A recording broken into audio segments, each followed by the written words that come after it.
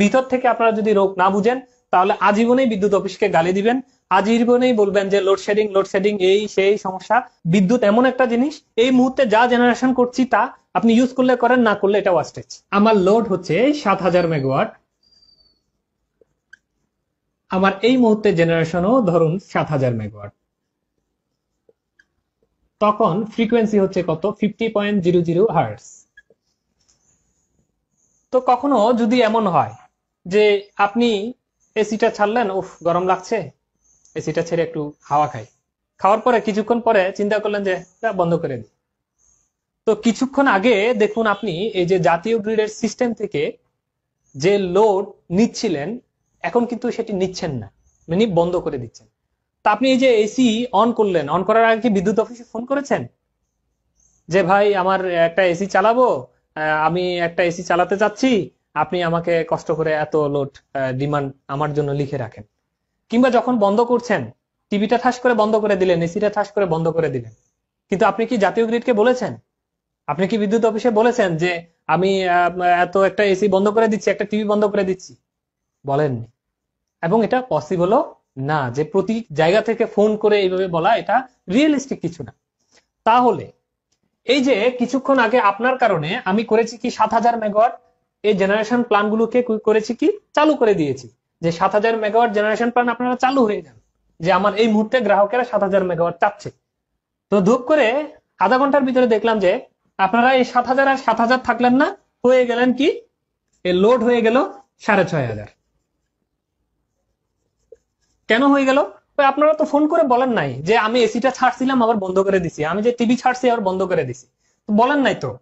তাহলে আপনাদের কিছুক্ষণ আগে আমি দেখলাম 7000 চাহিদা, এখন আবার দেখছি কত, 6500 চাহিদা। তাহলে এই যে 500 মেগাওয়াট ধূপ করে বন্ধ হয়ে গেল, তাহলে 500 মেগাওয়াট আমি তো জেনারেশন প্ল্যান চালাই রাখছি কততে, 7000-এ। তো কি হবে, আমার 500 মেগাওয়াট কে নিবে? লস। এটা ইনস্ট্যান্ট লস, একদম সরকারের লস। বিশ্বাস করুন আর নাই করুন, এই যে 500 মেগাওয়াট বাড়তি জেনারেশন করার কারণে সরকারের লাখ লাখ কোটি কোটি টাকা সেকেন্ডে লস হয়ে যাচ্ছে। কারণ এগুলোর পিছনে প্রচুর ফুয়েল কস্ট আছে। আপনি বিদ্যুৎ এমন একটা জিনিস, এই মুহূর্তে যা জেনারেশন করছি তা আপনি ইউজ করলে করেন, না করলে এটা ওয়াস্টেজ। তো এই এই 500 মেগাওয়াট জেনারেশন করতে সরকারের লস হয়ে গেল। ওই মুহূর্তে আমরা যদি ফ্রিকোয়েন্সি দেখি, দেখলাম 50.7 বা 50.8। অর্থাৎ কখনো যদি ফ্রিকোয়েন্সি 50 হার্জ এর উপরে দেখায়, এর অর্থ হচ্ছে যে আপনার এই মুহূর্তে জেনারেশনটা কি, অনেক বেশি। কার তুলনায়? লোডের তুলনায়। কারণ এই লোড কখন যে বাড়ে আর কখন যে কমে, এটা এক সৃষ্টিকর্তা ছাড়া আর কেউ জানে না। কারণ আপনারা তো কেউ ফোন করে লোড কমান না আর বাড়ান না। এই জন্যই আমাদের মূল সমস্যাটা এটা আগে বুঝতে হবে। কারণ ভিতর থেকে আপনারা যদি রোগ না বুঝেন তাহলে আজীবনেই বিদ্যুৎ অফিসকে গালি দিবেন, আজীবনেই বলবেন যে লোডশেডিং এই সেই সমস্যা। আজকে আমরা এটি বিস্তারিত আলোচনা করার চেষ্টা করব। তো এর উল্টা ঘটনাটা ঘটতে পারে। তো আমরা করলাম কি, আমরা বললাম যে ঠিক আছে, এই মুহূর্তে লোড কমে গিয়েছে, 6500 হয়ে গিয়েছে, আমরা এটিকে কমিয়ে দিই তাহলে জেনারেশন। তো এই এনএলডিসি কন্ট্রোল রুম যখন এটি দেখছে যে এইভাবে কমে গেছে, তখন ফোন করলো যে অমুক পাওয়ার প্ল্যান্ট আপনি বন্ধ হয়ে যান, অমুক পাওয়ার প্ল্যান্ট আপনি বন্ধ করে দেন। আচ্ছা, তারা ইনস্ট্যান্ট ফাস্ট টাস করে বন্ধ করে দিল। করে দেওয়ার পরে তারাও মনে করেন এই মুহূর্তে লোড 6500, জেনারেশন মনে করেন আবার 6500-এ চলে আসলো। তো ফ্রিকোয়েন্সি আবার 50-তে চলে আসলো। কিছুক্ষণ পরে দৈবক্রমে মজার ব্যাপার করলো কি, হুট করে আপনারা আবার লোড বাড়াই দিলেন। কারণ বলা যায় না তো, আপনি হয়তো এসি বন্ধ করছেন, আরেকজন হয়তো আরেকটা ইন্ডাস্ট্রি চালু করে দিছে। কিছুক্ষণ আগে পুরো ফ্যাক্টরি বন্ধ ছিল, ধূপ করে একটা ফ্যাক্টরি চালু করে দিছে, ধাম ধাম করে মনে করেন 1000 মেগাওয়াট বেড়ে গেল। এটার পরিমাণ লোড যে 6500 ছিল, এটা হয়ে গেল এখন 7500। তো এখন এনএলডিসি কি করবে? দেখলো যে হঠাৎ করে এই মুহূর্তে 6500 ছিল, আমি 6500 করে দিলাম, আবার ধূপ করে দেখতেছি সেকেন্ডের ভিতরে, এগুলো কিন্তু উইদিন সেকেন্ড, মিনিটও না, কিন্তু উইদিন সেকেন্ডে এই ঘটনাগুলো ঘটছে। তাহলে বুঝে দেখুন এই কন্ট্রোল রুমে যারা ডিউটি করে, ওরা চোখ কিভাবে করে তাকায় থাকে, অলওয়েজ অস্ত্র হাতে নিয়ে, যুদ্ধের ঢাল তলোয়ারের মতো, ঢাল তলোয়ার হাতে নিয়ে অলওয়েজ যুদ্ধের মতো যুদ্ধ করে যাচ্ছে কিন্তু এগুলোর জন্য। তো হঠাৎ করে দেখলেন যে 7500 হয়ে গেছে। তো 7500 লোড যদি হয়ে যায় তখন কি হবে? তখন ফ্রিকোয়েন্সি তো আর আপনি ধরে রাখতে পারবেন না, তখন হয়ে যাবে 49 মনে করেন 2, তাহলে কখনো যদি ফ্রিকোয়েন্সি 50-র নিচে নামে, অর্থাৎ 49, 48 এই ধরনের যদি নামে, তাহলে আপনার বুঝতে হবে এই মুহূর্তে জেনারেশন হচ্ছে কম, আর হচ্ছে কি আপনার লোড হচ্ছে অনেক বেশি। তাহলে এই যে বাড়তি লোড, এই 1000 মেগাওয়াট লোড আপনি কি করবেন? এখন চাইলেই কি চালু করবেন? চালু করতে পারবেন? আসলে চাইলে চালু করা যায় না। এই টপিকসটাই হচ্ছে মূল কথা, যে আমরা যে ভাবি যে হ্যাঁ ঠিক আছে 7500 হয়ে গেছে, তাহলে ওকে ওকে আবার চালু করে দেন, আবার 7500 হয়ে যাক। বাংলাদেশের ইনস্টল ক্যাপাসিটি তো অনেক বেশি, প্রায় 20,000 21,000 হয়ে গেল। তো তাহলে আপনি এত পাওয়ার প্ল্যান্ট বসে আছে, তো চালু করে দেন। হ্যাঁ, মজার ব্যাপার এই জায়গায়, আপনি পাওয়ার প্ল্যান্ট চাইলে বন্ধ করতে পারবেন, কিন্তু চাইলে কিন্তু চালু করতে পারবেন না। তার কারণ এক একটা বড় মানের পাওয়ার প্ল্যান্ট চালু হতে মিনিমাম আধা ঘন্টা থেকে 1 ঘন্টা সময় প্রয়োজন হয়। কত বলেছি আমি? আধা ঘন্টা থেকে 1 ঘন্টা সময় লাগে একটা পাওয়ার প্ল্যান্ট চালু করতে। তো তাহলে এই যে আপনি যে ধাপ করে 7,500 হয়ে গেলেন, তো আপনি তো আমাকে ফোন করে বলেন না রে ভাই আমি যে বেড়ে যাচ্ছি, কিন্তু করলেন কি এই 7,500 কে মেকআপ করার জন্য এখন পাওয়ার প্ল্যান্ট আমার চালু করতে হবে। তাহলে পাওয়ার প্ল্যান্ট ফোন করা হইলো এনএলডিসি থেকে যে লোড বেড়ে গেছে, আপনি আপনি চালু হয়ে যান। চালু হয়ে যান বললেই সময় লাগবে কত? তার আধা ঘন্টা মিনিমাম থেকে 1 ঘন্টা। তাহলে এই আধা ঘন্টা থেকে 1 ঘন্টা এইভাবে চলবে? এইভাবে যদি চলে তাহলে অসুবিধা কি? হ্যাঁ, এইভাবে চললে অসুবিধা আছে।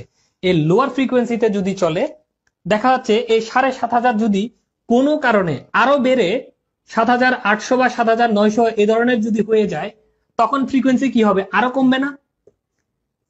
এভাবে আরো কমে যাবে না?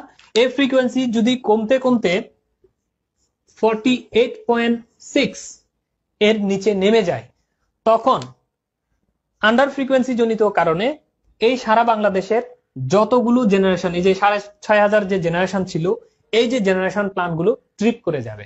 আর যদি কোনোটা ট্রিপ না করে, সে বুমের মতো ব্লাস্ট হয়ে যাবে, তার বিয়ারিং টিয়ারিং ছুটে যাবে মাইলকে মাইল দূরে। অর্থাৎ এগুলো পার্মানেন্টলি ড্যামেজ হয়ে যাবে, যেটি ঠিক করতে প্রায় 2 থেকে 3 বছর সময় লাগবে তার। তাহলে হয় ট্রিপ করবে, আর যদি ট্রিপ না করে কোনোটা, সেটি বাস্ট হয়ে যাবে।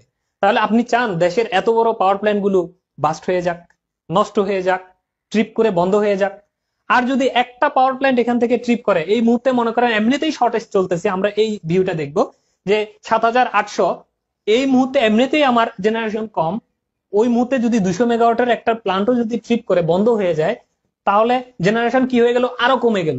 তাহলে ফ্রিকোয়েন্সি কি হয়ে যাবে? আরো নেমে যাবে। নেমে যাওয়ার সাথে সাথে দাম দাম যতজন আছে সব বন্ধ হয়ে যাবে। একেই বলে ব্ল্যাক আউট, মানে সারা বাংলাদেশ তখন বিদ্যুৎ বিহীন হয়ে যাবে।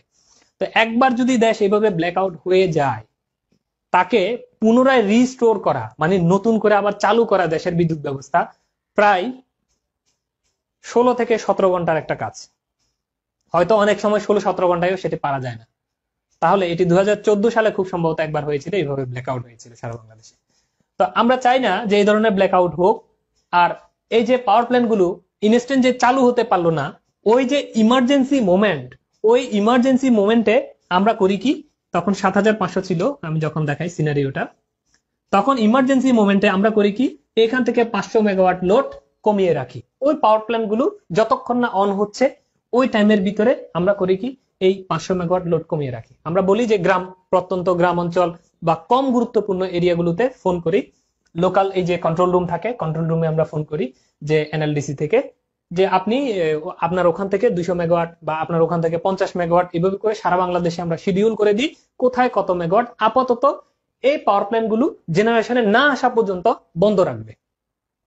তো এই শিডিউল গুলো করে দেওয়ার পরে তখন করে কি? আমরা কিছু কিছু জায়গায় লোডশেডিং হয় আধা ঘন্টা 1 ঘন্টার জন্য। এই আধা ঘন্টা 1 ঘন্টার জন্য লোডশেডিং যদি না করা হতো, তাহলে দেশের অপূরণীয় ক্ষতি হয়ে যেত, কোটি কোটি টাকার পাওয়ার প্ল্যান্ট ধ্বংস পর্যন্ত হয়ে যেতে পারতো। এই কারণে এই আধা ঘন্টা বা 1 ঘন্টা সময়, অর্থাৎ এই পাওয়ার প্ল্যান্ট গুলো চালু হওয়ার আগ পর্যন্ত যে আমার বিদ্যুৎ গুলোকে ফোর্স বন্ধ করে রাখার, অর্থাৎ এই এই এই 500 মেগাওয়াটকে আমরা করছি কি 500 টাকায় কমিয়ে 7,000 করে রেখেছি। দ্যাট মিনস এই যে ফোর্সলি কিছু লোডকে যে কমিয়ে রাখার যে সিস্টেম, এটি হচ্ছে মূলত লোডশেডিং। এবং লোডশেডিং আসলেই কিন্তু আপনার আমার জন্য সাময়িক কষ্টের হলেও এই দেশের স্বার্থে, অর্থাৎ এই টোটাল যে জাতীয় বিদ্যুৎ ব্যবস্থা যদি চিন্তা করেন, এই জাতীয় বিদ্যুৎ ব্যবস্থার স্বার্থে খুবই খুবই গুরুত্বপূর্ণ একটি জিনিস।